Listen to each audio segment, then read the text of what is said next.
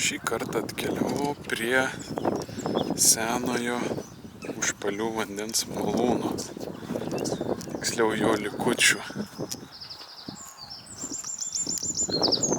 Pasižiūrėkim, kaip čia atrodo. O, kažin ar čia net vandens belikę.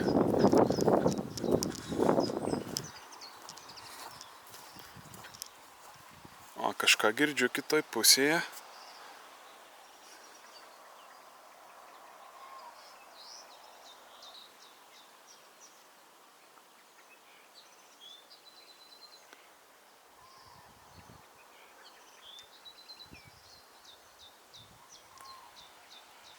Čia atrodo kaip užgriuvę viskas.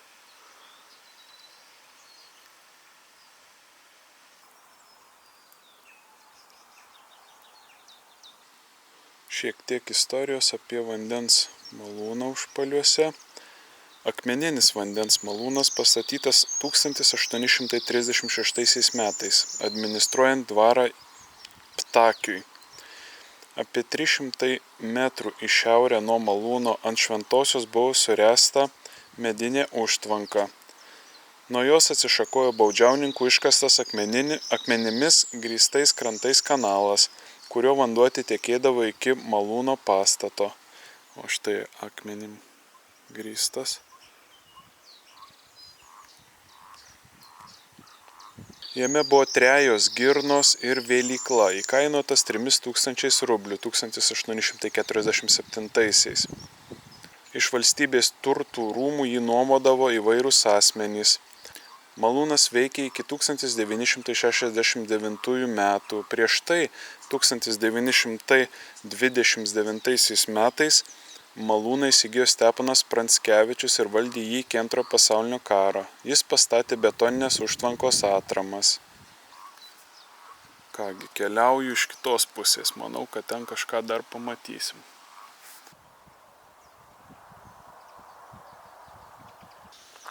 Buvęs malūnas iš kitos pusės.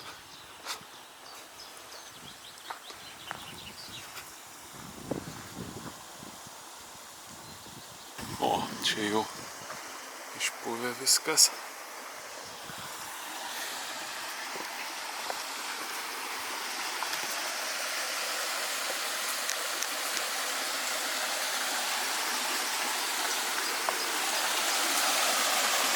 Šito tvenkinio vanduo dabar naudojamas gaisrų gesinimui. Šalia yra ugniagesių tarnyba, o ten gulbė. Ten kaip ir lizdas galimai.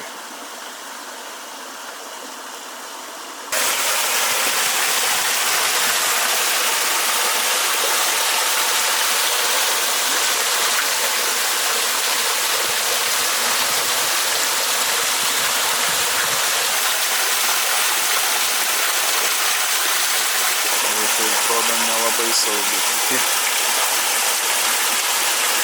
Pamatai kaip ir pastoliai. Atrodo, kad kai jie neužilgos sutrūnys, čia viskas sugrius. Bent jau medinė va šita dalis. Dar parodysiu pastatus šalia dvaro buvusius arklidės. Tikrai kažkada buvo didingas statinių kompleksas.